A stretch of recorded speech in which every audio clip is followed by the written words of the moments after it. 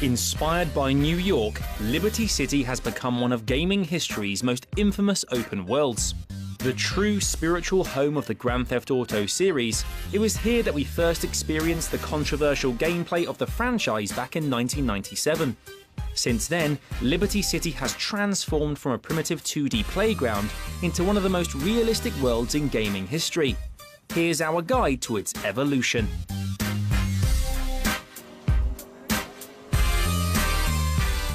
Based upon a variety of major US cities, but predominantly the Big Apple, Liberty City is split into several islands reminiscent of several genuine New York boroughs, such as Queens, Manhattan, and the Bronx.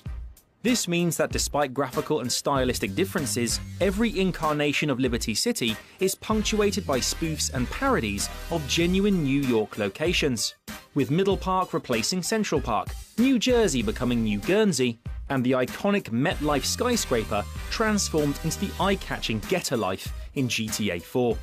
Each version of Liberty City also shares a high crime rate, while the city is set within the same universe as other Rockstar open worlds such as Bully's Bulworth and Manhunt's Carcer City.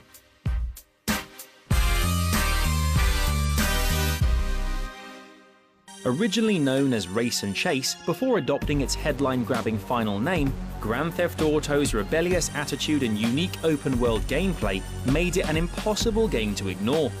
Despite the primitive 2D top-down visuals, Liberty City immediately stood out with its unprecedented freedom.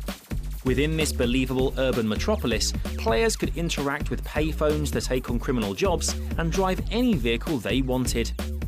The series might have been detached from the edgy realism of later entries, but the geography of Grand Theft Auto's New York was the closest to the real layout of the Big Apple, with the overhead map resembling that of the real city.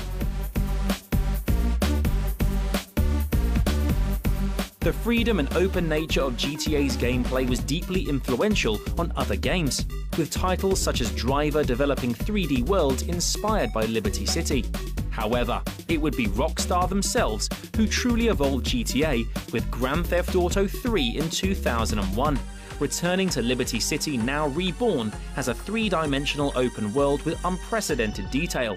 Still inspired by New York, this iteration of Liberty City differed heavily from that seen in the original, now featuring more artistic differences from its real-world counterpart.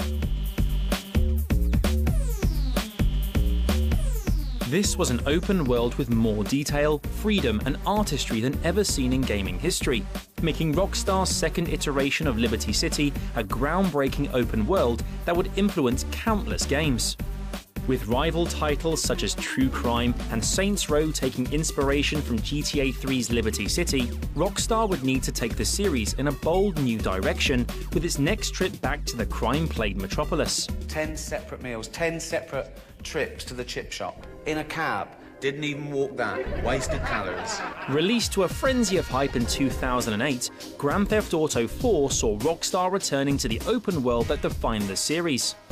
This time, things were even more ambitious, with Rockstar setting out to create the most realistic world ever seen in gaming, with a Liberty City that perfectly emulated modern-day New York. Continuing their reputation for evolving the open-world sandbox, the third version of Liberty City is a living, breathing city, filled with unique citizens with programmed trajectories and recognizable New York landmarks dissected with Rockstar's trademark satire. I now pronounce you husband and wife. From the cartoonish anarchism of Grand Theft Auto to the gritty realism of Grand Theft Auto 4, Liberty City remains one of the most important open worlds in gaming.